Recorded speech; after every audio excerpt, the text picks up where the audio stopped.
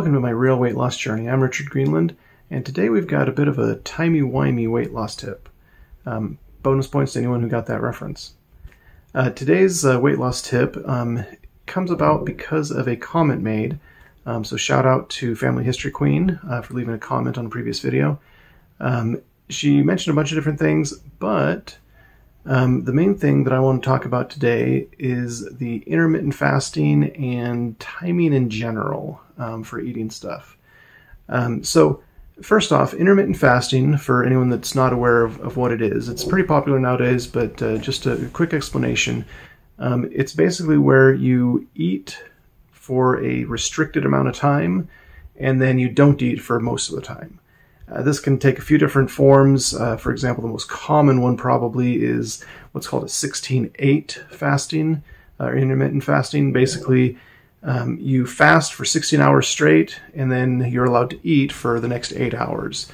That can be any 8 hours. It could be, say you start at 7 in the morning and go till 3 in the afternoon when you can eat. Every other time, you're not going to eat. So basically, you don't have dinner, but you have all your meals within that small period of time.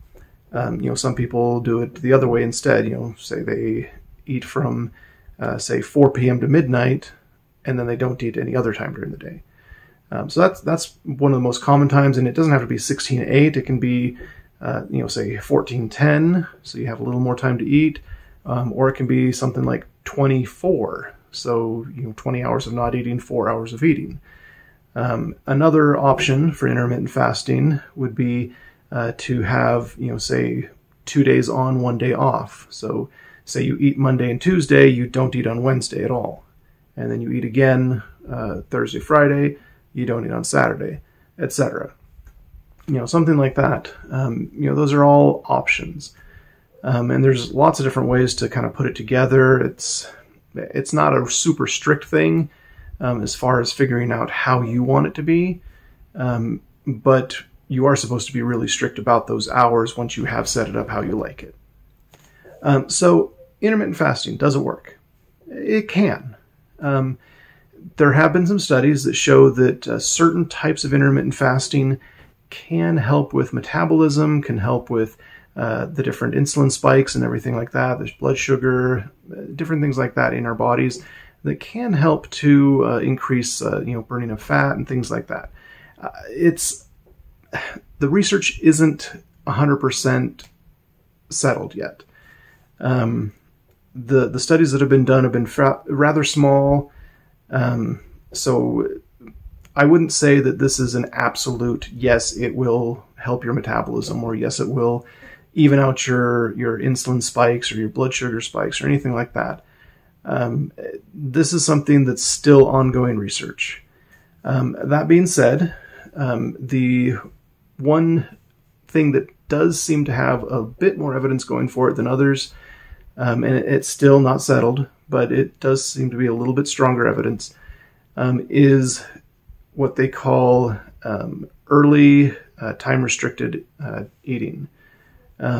Basically what that means is you eat early in the day and you finish early. So say you start, say at 6 or 7 in the morning, and you only eat until about 2 or 3 or maybe 4 in the afternoon, and then you don't eat anymore after that. That does seem to help with more of the fat burning, better metabolism, things like that. Again, it's not 100%. The studies are still ongoing. We still need more evidence for it, but it is a possibility. The main thing as to why intermittent fasting actually works for a lot of people, because you'll see on the internet all sorts of testimonials about, yes, this worked for me, blah, blah, blah, everything, you've got all sorts of stuff, just like with any diet. But the main reason intermittent fasting works is that it does help you decrease your calorie intake. And that is the big thing about losing weight. You have to have less calories coming in than going out. And so by restricting yourself to, say, only 8 hours a day of eating, instead of, say a typical, I'd say a typical person probably eats for 12 to 15 hours a day. At least they have that time frame where they're allowed to eat. They're not constantly eating during that time. They're just allowed to eat during that time. But squishing it down into 8 hours or 6 hours or even 4 hours when you're a little more extreme, It does help to decrease your overall calorie count just because your body just can't handle stuffing a ton of food into yourself, all in a very short period of time. If you force it, of course, it'll let you. The body's flexible like that, but naturally, your body does not want to. It gets full. You get those, this feeling that you're full. Your hunger signals go away, and you just don't want to eat anymore. And so, if you limit yourself to only a few hours in an entire day to be able to eat, you're just naturally not going to eat as many calories. And that's the big thing. That's what really works with intermittent fasting. You can get the same kind of thing just by making sure that you limit your calories throughout the day. Now, that being said, here's the big tip. The big tip of today is try to do some sort of time restriction. It definitely doesn't have to be intermittent fasting. In fact, it works well for some people. It doesn't work at all for other people. But it does tend to help to have some sort of time restriction.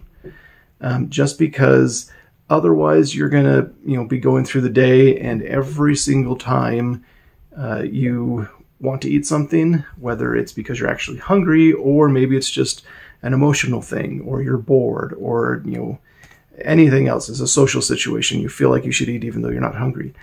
All those things can cause you to eat if you don't have something already in place to tell you, no, I'm not going to eat. And again, you have to be able to stick with that, whether it's your own discipline, whether it's help from other people, whether it's just you've made it a habit, and so it just comes naturally now. Something has to help you with sticking to that. But it could be something like an intermittent fasting type of thing, where you say, I'm not going to eat before, say 7 a.m. or something, and I'm not going to eat after, 6 p.m. or something like that. Basically, you're eliminating pre-breakfast and post-dinner snacks. And before we go any further, I do want to point out that you'll see a bunch of stuff on the internet saying, do not eat after 8 p.m. or 7 p.m. or 9 p.m. or whatever time they're deciding to choose this time around. That advice has been around for decades, probably even centuries. In reality, there's nothing magical about any certain time of day. It's not like if you go past that time of day, all of a sudden, your carrot, instead of, being a few calories, is suddenly 100 calories or 200 calories or something. No, there's nothing magical about any time of day. All it is that you kind of restrict yourself. It's that time restriction again, where you're saying, okay, I'm not going to eat after this, and you make sure you stick to it. Because typically, especially the nighttime snacks, that's where most of the focus is, because by that time of day, you've usually eaten your allotment of calories for the day. And so anything after dinner, typically, or maybe after a slight after dinner snack, you're going over your daily calories. And so anything after that, yes, it will make you gain weight. Not because it's magically, more heavier or has more calories or anything, but just because you've already used up your calories for the day. And so unless you do a ton of exercise, you're going to go over. So that's one thing there. The time restricted stuff, definitely, it's a good idea to get some sort of restriction. Another example, instead of just doing, like, say, before a certain time and after a certain time, kind of like intermittent fasting, you could do something like, I will only eat during, breakfast, lunch, and dinner. If that's the type of thing you like to do, is just eat 3 meals a day, make it so you do not eat snacks. Or maybe you'll say, I eat only breakfast, lunch, and dinner, and a, snack between breakfast and lunch, but, a limited calorie snack, and maybe another snack between lunch and dinner. And you only eat during those times. So if it's not during those times, you don't eat. Things like that can help to limit the total number of calories coming into your body. So, this is all related to different time. The time it takes to add up all those calories. Your body has to deal with it. Just restricting yourself in some way, it's just another restriction, basically. Whether you're restricting yourself just by saying, I won't go over a certain amount of calories, and you keep track of those calories, or if you say, I won't eat beyond this time of day, or I'll be doing intermittent fasting. It's all related to restricting the time that you're eating. And like I said earlier, the main thing with that is just a reduction in calories. That's really what it comes down to. Let me know what you thought about this tip. Let me know if you know anything else about it, any other tips that you might have related to time. Definitely leave it down in the comments. Thank you again to Family History Queen for her comment on a previous video that led to this discussion here. So please go ahead and subscribe, let your friends and family know, and hopefully we can all help each other become more healthy. You have a great day.